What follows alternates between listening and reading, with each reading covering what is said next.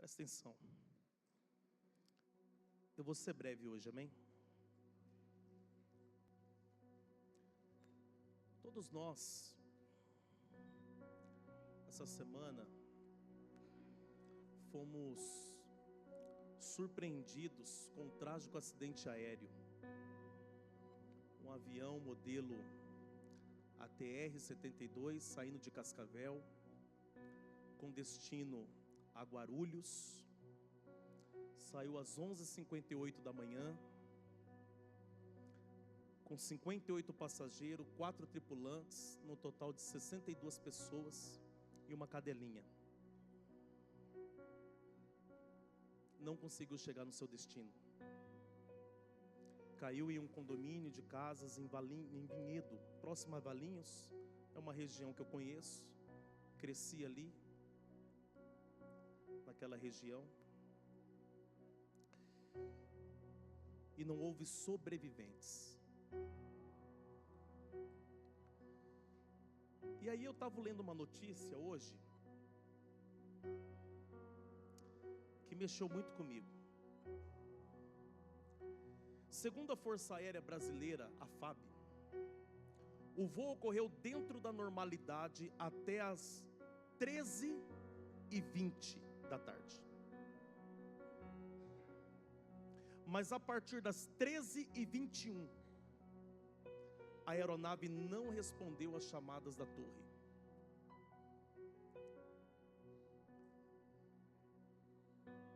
E a perda do contato total foi às 13h22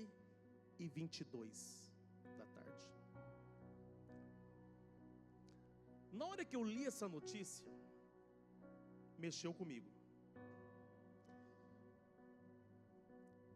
No momento em que a aeronave perdeu totalmente o controle, até o impacto, foi um total de 1 minuto.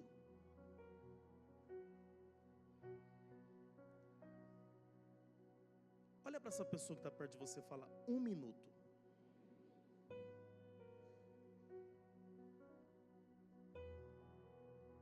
Um minuto. Em 1 minuto, o comandante Danilo, 35 anos de idade, sabia que ia morrer.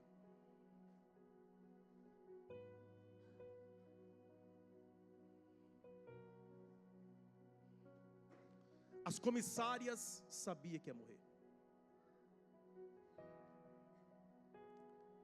Às 13h21 chegou uma mensagem no celular do marido de uma das comissárias, a comissária de 28 anos de idade.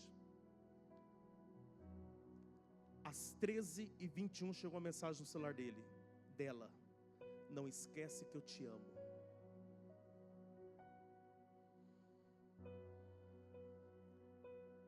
Em 1 minuto eles sabiam que ia morrer. E aí eu fiquei pensando hoje, e se eu e você soubesse que ia morrer em 1 minuto? Qual seria a nossa oração? Qual seriam os nossos arrependimentos? Em 1 minuto, em quem você pensaria? Para quem que você mandaria uma mensagem? 1 minuto. Em 1 minuto você vê a sua vida passar diante dos seus olhos. Sonhos que não se realizou, projetos que nunca saiu do papel. Como foi a minha vida até chegar aquele minuto? E para onde eu irei depois desse minuto? 1 minuto. E eu quero que coloque na tela, e já faz parte da minha mensagem de hoje. Se você tivesse 1 minuto, 1 minuto. Se você tivesse 1 minuto, que você falaria para Deus? E se você soubesse que depois desse minuto você deixaria de existir?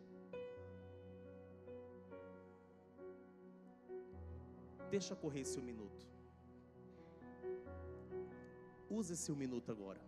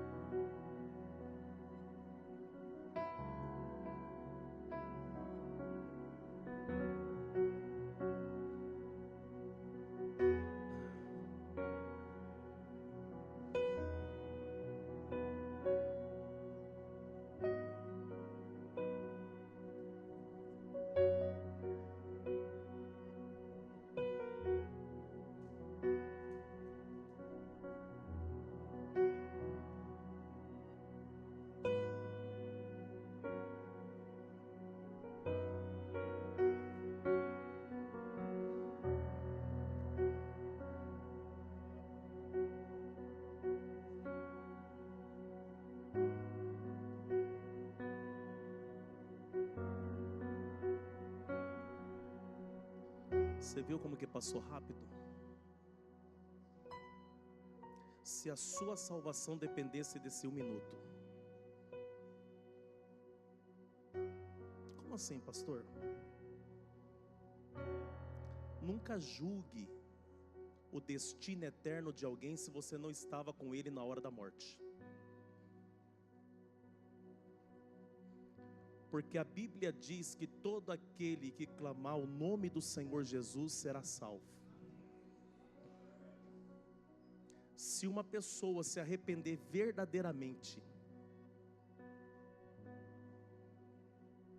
e naquele segundos entregar a vida ao Senhor, a Bíblia não mente. O Senhor, Ele salva.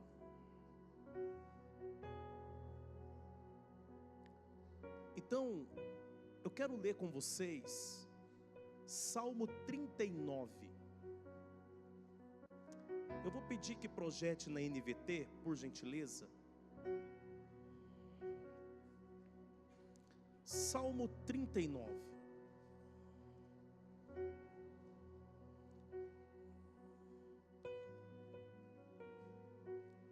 Olha o que está escrito. Disse comigo: tomarei cuidado com o que faço, e não pecarei no que eu digo. Ficarei calado enquanto o perverso estiver por perto. Mas enquanto eu estava em silêncio, sem falar sequer de coisas boas, a angústia cresceu dentro de mim. Quanto mais eu pensava, mais ardia meu coração. Então decidi falar: mostra-me, Senhor, como é breve meu tempo na terra. Mostra-me que meus dias estão contados e que minha vida é passageira. A vida que me destes não é mais longa que alguns palmos, e diante de ti toda a minha existência não passa de um momento. Na verdade, o ser humano não passa de um sopro. O ser humano não passa de um sopro. Quem está com a Bíblia, olha na Bíblia aí. Você viu que está escrito aí Selá na sua Bíblia? Quem viu aí? Ok? Quem viu isso? Eu vou explicar por que tem isso daí na sua Bíblia. Somos apenas sombras que se movem, e nossas inquietações não dão em nada. Acumulamos riquezas sem saber quem as gastará. Agora, Senhor, o que devo esperar? És minha única esperança. Aleluia. És minha única esperança. Livra-me de minha rebeldia e não permita que os tolos zombem de mim. Estou calado, não direi uma só palavra, pois minha punição vem de ti. Mas por favor, para de me castigar. Os golpes de tua mão me reduzem a nada.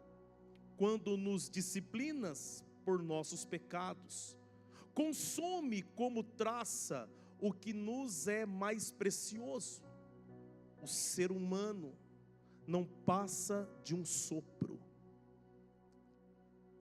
Tem um celular aí? De novo, tem? Tem um interlúdio aí escrito? Tem? Ok. Vou explicar isso daí. O ser humano não passa de um sopro. Ouve minha oração, Senhor. Escuta meus clamores por socorro. Não ignores minhas lágrimas, pois sou como um estrangeiro diante de ti, um viajante que está só de passagem. Como eram meus antepassados? Desvia de mim o olhar para que eu volte a sorrir, antes que eu me vá e deixe de existir. E você diz amém.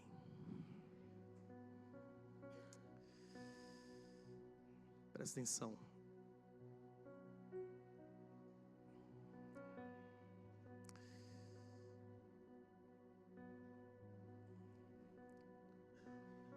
O mais longe que um ser humano conseguia chegar era o mais rápido que um cavalo podia correr. Mas isso mudou em 1830. Porque em 1830 o homem criou o motor. E depois que criou o motor, criou o primeiro carro,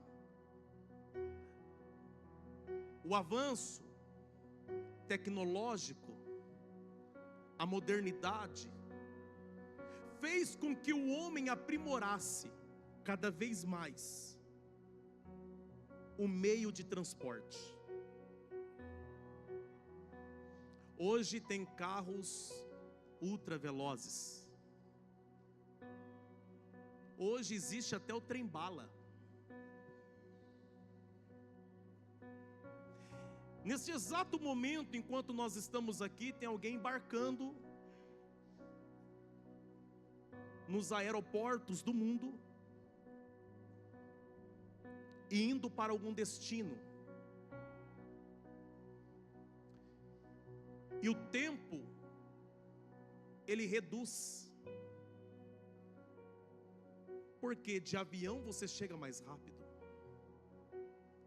Nós estamos uma distância daqui até São Paulo de 1.115 quilômetros. Se você for fazer isso de carro, eu gasto 13 horas, 14 horas de carro. Avião, quem já embarcou aqui em Campo Grande e foi até Guarulhos, 1h20. Olha como que nós ganhamos tempo com o avanço, tecnologia. Só que, olhando para esta geração, na verdade não está nos sobrando tempo. É tanta coisa para que o ser humano economize tempo, mas ao mesmo tempo, contradizendo tudo isso, já percebeu que o tempo está escasso? Já não temos mais tempo para nada? Quem já percebeu isso? Quem já percebeu isso? Já percebeu que os dias estão passando mais rápido? Não são só os dias que estão passando rápido, é a vida. É a vida que está passando. Um dia seremos apenas saudades. E isso se nós deixar saudade. Porque tem pessoas que não vai deixar saudade nenhuma.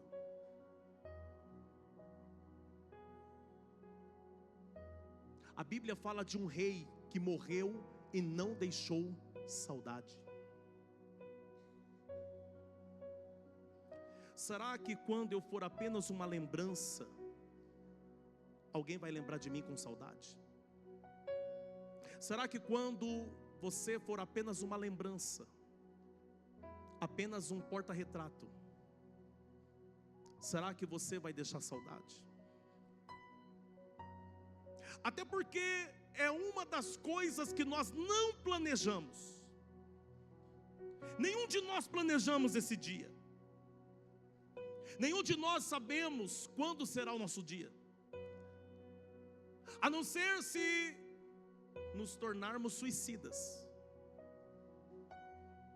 E nós acharmos que temos o direito de finalizar a nossa própria vida. Caso contrário, nenhum de nós sabemos quando será o dia. E realmente o tempo voa. E os nossos dias estão contados. E Davi tinha tanta consciência da rapidez com que os dias e os anos passavam, que ele pediu para Deus. No salmo que nós lemos, ele pediu para Deus ajudá-lo a viver consciente desta realidade, consciente do tempo que lhe restava, porque no verso 4 ele disse assim: mostra-me, Senhor. Ele disse o quê? Ele disse o quê? Mostra-me, Senhor, como é breve o meu tempo na terra. Então ele tinha consciência de que seu tempo seria curto. Isso prova que Davi era alguém que pensava a respeito da vida. Só que quando eu olho para a nossa geração, nós não temos por costume de pensar a respeito disso. Nós não temos o costume de pensar sobre essas questões do tipo vida, morte e eternidade. Diga comigo: vida, morte e eternidade. Pergunte por que nós não pensamos. Não. Você almoçou hoje? Você almoçou com o papai hoje? Almoçou? Você foi para o restaurante hoje? Foi? Não foi?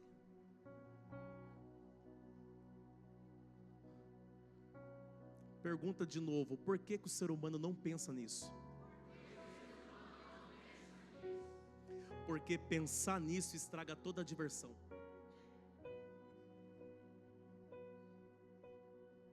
Estraga toda a diversão. A natureza humana por si só é incapaz de refletir sobre questões eternas, principalmente no que diz respeito às coisas espirituais. Além de lhe faltar o desejo por essas coisas, a questão não é o fato de você não pensar, a questão é que você não deseja isso. Eu vou repetir isso aqui. A questão não é você não pensar a respeito da vida, da morte e da eternidade. A questão é você não desejar a eternidade. Porque o ser humano, muitas das vezes ele acredita que vai viver para sempre. Ele acha que a morte pode chegar na casa do vizinho, menos na dele. Nós achamos que pode acontecer tudo na casa do outro, menos na minha, menos na sua. E olha o que Paulo escreveu na primeira carta aos Coríntios, capítulo 2, versículo 14. Mas o homem natural não aceita as verdades do Espírito de Deus. Elas lhe parecem loucura, e ele não consegue entendê-las, pois apenas quem é espiritual consegue avaliar corretamente o que diz o Espírito. O homem natural não pensa nessas coisas. O homem natural não reflete sobre essas coisas. Apenas os homens espiritual. Quem é espiritual, ele deseja a eternidade. Somente quem é espiritual, ele deseja passar a eternidade com Cristo. Somente quem é espiritual, ele avalia a sua vida e vê os pontos que ele precisa se arrepender. Somente quem é espiritual, ele consegue viver a palavra de Deus na vida dele. Somente quem é espiritual. E preste atenção, preste muita atenção. Tem um livro que eu vendo ali, que se chama, presta atenção, Cartas de um Diabo ao Seu Aprendiz. Esse livro foi escrito em 1941 por C.S. Lewis. E quando ele escreveu esse livro, é uma obra de fantasia de um valor incalculável. Ele escreveu esse livro para o seu amigo J.R.R. Tolkien, o autor de Hobbit, da trilogia Senhor dos Anéis. E lá nós temos um aprendiz que recebe as cartas do diabo. Presta atenção.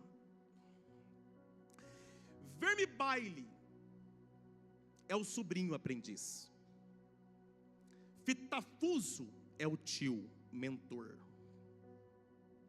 E o objetivo dele é instruir o aluno a agir de forma a manter alguém bem longe do inimigo. Só que esse inimigo é Deus. E o que ele faz? Ele escreve 31 cartas para o seu aprendiz. E na primeira carta, eu fiz questão de anotar aqui. Na primeira carta, a tática daquele diabo é fazer confundir o intelecto e o raciocínio do aprendiz. De que forma? Não permitindo que ele aprenda, mas confundindo, fazendo-a valorizar mais os jargões do que os argumentos. Porque ele diz que a argumentação é coisa de Deus. Por quê? Porque a argumentação desperta a razão, e uma vez que a razão é despertada, poderá levar o aprendiz a descobrir a verdade, e a verdade pode libertar ele. Então o diabo não quer que você pense. O diabo não quer que você reflita sobre a vida. Não, ele não quer que você pense, que você raciocine sobre as coisas universais. Muito pelo contrário, ele quer que você se concentre no fluxo das experiências sensoriais imediatas. Já percebeu que ele faz isso? O ser humano busca prazer imediato. Já percebeu? Nós estamos vivendo a geração miojo. 3 minutos está pronto.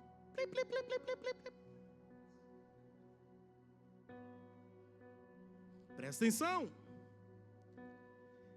E o diabo, na verdade, quer que o ser humano acredite que essas experiências seja de fato a vida real. Então, Lewis coloca que a argumentação, a reflexão em busca da verdade é coisa de Deus. O diabo, por sua vez, vai sempre pela banalidade, pelo entretenimento, pela diversão, e ele vai pelo fluxo das experiências sensoriais imediata.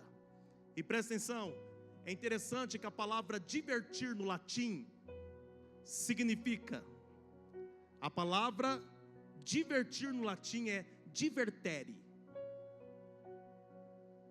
Divertere, que significa virar em direção diferente, ou virar-se para o lado. Ou seja, é a ideia de desviar do foco, voltando-se para outra direção, voltando-se para um lado diferente. Então presta atenção nisso aqui.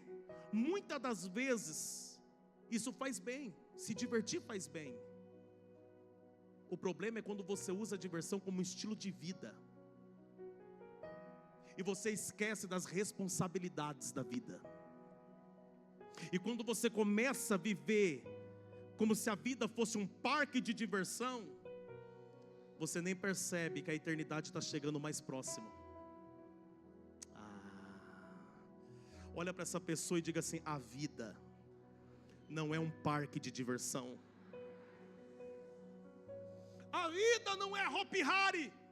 A vida não é Beto Carreiro World. A vida não é a Disney. Você precisa entender que diversão são momentos, mas eu não posso deixar de ter responsabilidade na vida. Por quê? Porque os dias vão passando. Todos aqui chegou às 18 horas para esse culto, agora já são 19h49, ou seja, nós já envelhecemos 1h49 minutos. Olha para essa pessoa e fala: a vida passa. Então nós precisamos pensar sobre a brevidade da vida. Diga comigo: brevidade.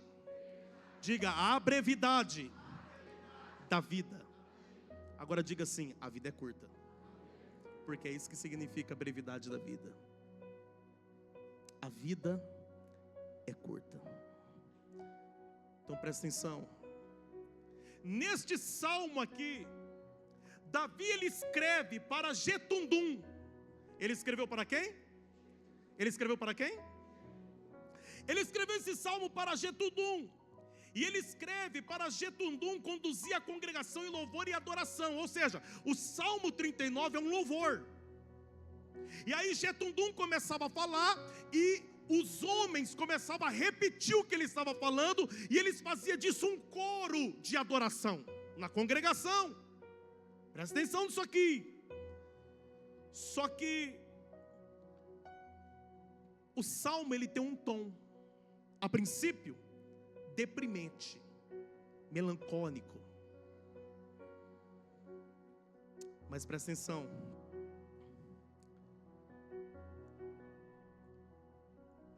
Davi queria despertar a mente dos homens quando ele escreveu isso aqui. Ele queria levar os homens a refletir sobre a vida. É por isso que nas duas vezes neste salmo que ele diz que a vida é um sopro, ele disse o quê? Ele disse: o ser humano não passa de um. O ser humano não passa de um.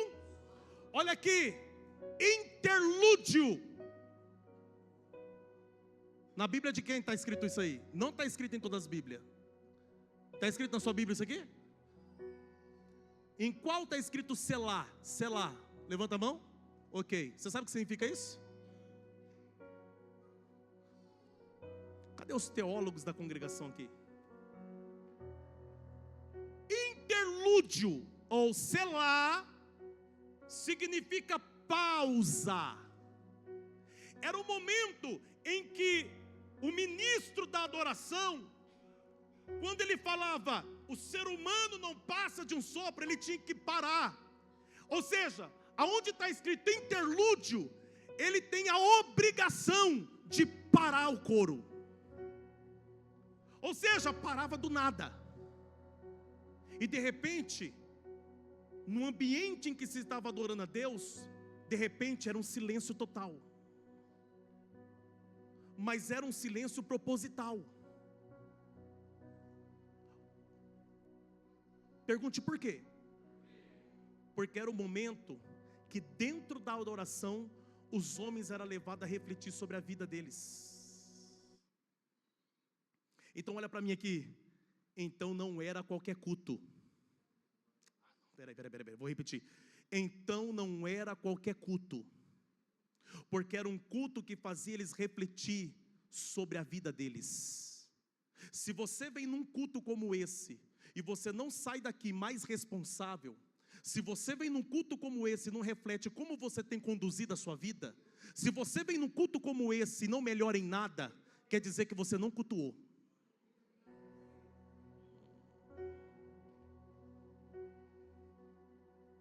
Olha para essa pessoa que está do seu lado e fala: você está entendendo? O que nós entendemos nessa passagem? Que culto não é só gritaria. que culto não é só laxúria, labacharaia. Não! Culto não é só cantoria. Não!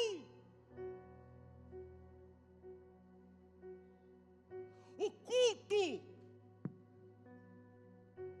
ele tem que ser racional, o apóstolo Paulo disse. E o que é ser racional?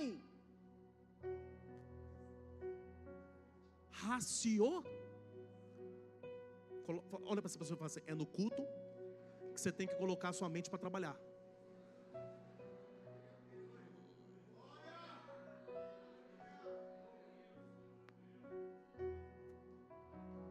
Porque se eu venho no culto e eu não reflito sobre aquilo que está sendo falado, se eu não reflito sobre a palavra que está sendo pregada, se eu não reflito sobre o momento da minha adoração e como que ela está sendo, então eu não cultuei.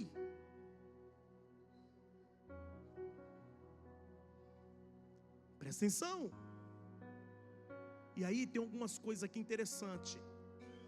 A palavra sopro no hebraico é rebel, que vem da palavra Abel, que significa breve. Que significa? É a palavra traduzida por vaidade que está em Eclesiastes. Ah não, peraí gente, peraí. Quem está comigo aqui? Então peraí, vamos lá, vamos de novo? A palavra sopro no hebraico é rebel, que traduzida é Abel. Abel significa breve. E essa palavra também, o significado dela é vaidade, que está no livro de Eclesiastes, escrito por quem? Salomão. Como que Salomão começa Eclesiastes? De vaidade é a invaidade, diz o pregador, tudo é vaidade. Segura, a questão é quando Salomão escreveu isso. Por que, pastor? Porque Salomão escreveu Cantares e Salomão escreveu Provérbios e escreveu Cantares. Não, escreveu Cantares, Provérbios e Eclesiastes. Segura. Cantares de Salomão, ele era um homem jovem, apaixonado. Ele era o rei mais desejado. Tinha quantas mulheres ele quisesse no seu harém. Quantas mulheres ele desejasse, ele ia ter. Quando você lê Cantares, ele está lá dizendo para sua amada: minha morena que sobe pelo deserto.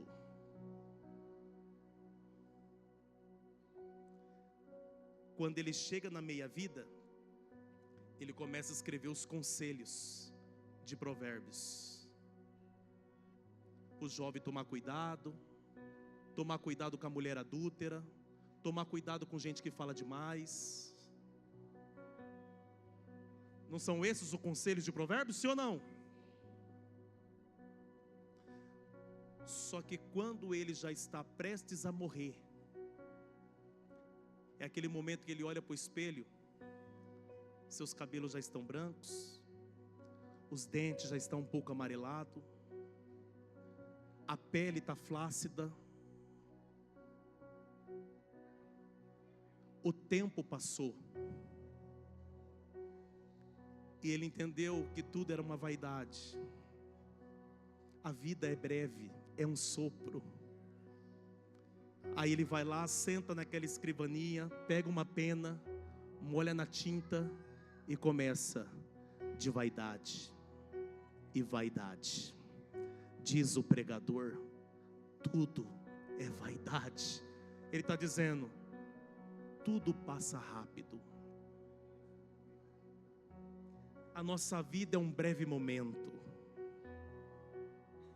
E aí chega na altura do capítulo 3, ele escreve: e tudo tem seu tempo determinado debaixo do sol. Há tempo para todas as coisas. Aleluia. Presta atenção.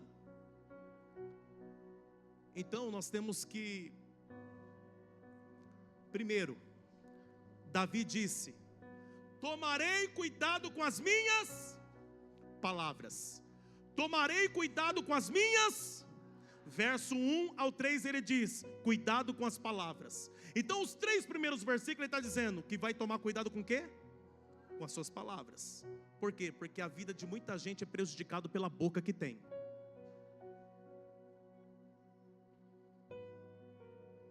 Uma palavra lançada, uma flecha que sai de um arco, e uma oportunidade perdida não tem volta. E ele está dizendo: e eu tomo cuidado com as minhas palavras quando eu estou próximo dos adversários. Eu tomo cuidado com as minhas palavras quando eu estou perto dos perversos. Por que ele disse isso? Porque os perversos pegam a sua palavra que sai da sua boca e ele altera essa palavra. Quem está entendendo? Então presta atenção. Primeiro, o que dizemos é sempre de vital importância. Podemos pecar tanto nas posturas como nas palavras. A língua pode ser um instrumento mortal. Segundo, é melhor ficar em silêncio do que dizer coisas das quais possamos nos arrepender, pois os ímpios poderão usá-las contra Deus. Terceiro, não devemos nos apressar em compartilhar nossas angústias, mesmo com pessoas piedosas. Tantas vezes o que precisamos fazer é esperar. Quarto, devemos sempre levar a Deus em oração tanto as nossas alegrias como as nossas angústias, porque quando Davi disse que não suportava mais ficar calado, ele foi falar com quem? Com quem? Com Deus. Aleluia. Diga amém. Segundo, nós precisamos considerar que a vida é curta. Nós precisamos considerar que nós não temos o controle do nosso amanhã. E assim nós vamos levar uma vida diferente. Vamos tratar as pessoas diferente. Porque não sabemos quanto tempo nos resta. Olha para essa pessoa, pergunta para ele aí, pergunta para ela: quanto tempo te resta?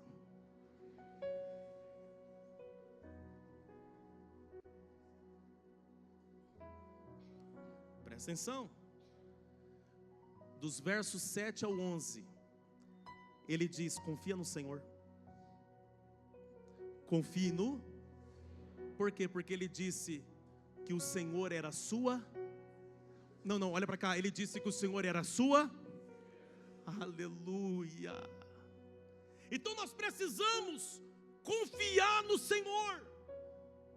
Aqueles que entende, tem consciência a respeito da brevidade da vida, que entende que a vida é curta, ele passa a confiar mais em Deus. Ele passa a confiar mais no Senhor. Ele entrega a sua vida ao Senhor. Ele entrega seus caminhos ao Senhor. E Jesus Cristo se torna a sua única esperança. Jesus Cristo se torna seu único tesouro. Jesus Cristo se torna a sua única alegria. Jesus Cristo se torna a sua única salvação. Aleluia! Aleluia!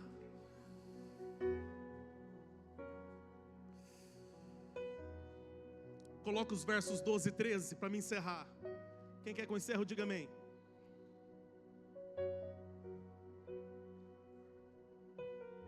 Quem quer continuar, fala glória. Ouve minha oração, Senhor, escuta meus clamores por socorro. Não ignores minhas lágrimas, pois sou um estrangeiro diante de ti, um viajante que está só de passagem, como eram meus antepassados. Desvia de mim o olhar, para que eu volte a sorrir, antes que eu me vá e deixe de existir. Aleluia. Presta atenção aqui. Ele direciona a oração dele a quem? A quem? Então você entende que os olhos dele estão onde? Ele está olhando para onde? Ele está olhando para o Senhor. Os seus olhos estão direcionados ao Senhor. Então, todos nós que temos consciência de que não temos o controle de nada, nós passamos a olhar para quem tem o controle. Não, vou repetir isso aqui. Quando você entende que você não tem o controle de nada, você começa a olhar para quem tem o controle. Você começa a olhar para quem está no comando de todas as coisas. Oh, aleluia! Você começa a dar mais atenção para aquele que dirige a sua vida. E é o Senhor que dirige a sua vida. É o Senhor que dirige a minha vida. Por quê? Porque nós já entregamos ela para Deus. Nós já entregamos a nossa vida para o Senhor.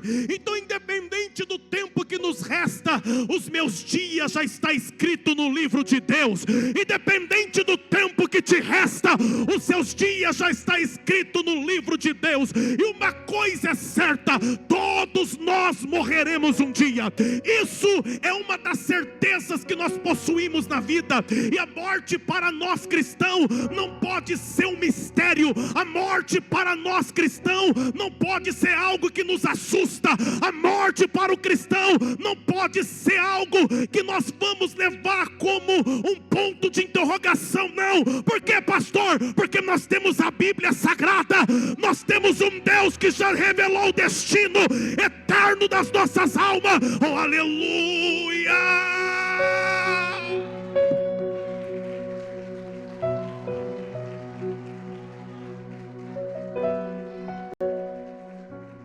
Então, se a vida é curta, eu e você não podemos mais perder tempo.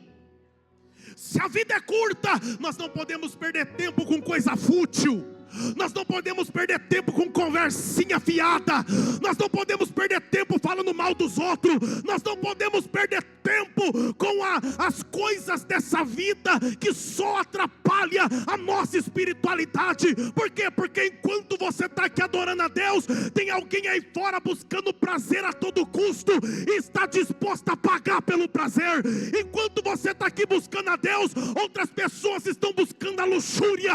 Enquanto você está aqui buscando a Deus, outras pessoas estão em outros lugares bem distante de Deus. Mas aqui nessa noite está aqueles que confiam no Senhor. Aqui essa noite está aqueles que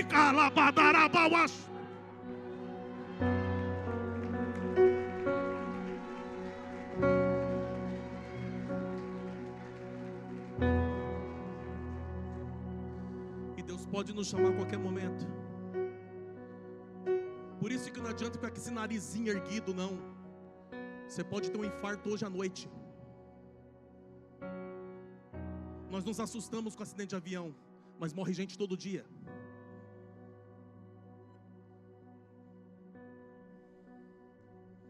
Todos os dias.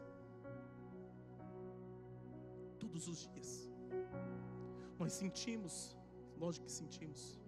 Nós não somos máquina. Nós não somos os robôs da Tesla. Somos seres humanos. Como ser humano nós expressamos sentimentos e emoções. Eu senti a partida daquelas 62 pessoas. Pensa num negócio que mexeu comigo. Foi bem na semana em que o pastor Daniel Mastral também tirou a própria vida. Então são coisas que a gente vai refletindo.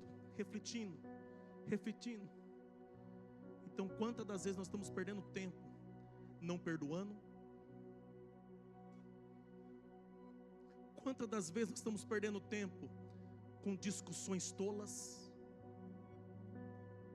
Quantas das vezes nós estamos perdendo tempo não amando, não abraçando, não demonstrando carinho? Se você não falou com o teu pai porque você está brigado com ele, se eu fosse você, eu ligava para ele daqui a pouco quando saísse daqui. Porque isso não vai te acrescentar nada. Só demonstra o tamanho do orgulho que você tem dentro de você. Você entende isso? Você pode ficar de pé comigo?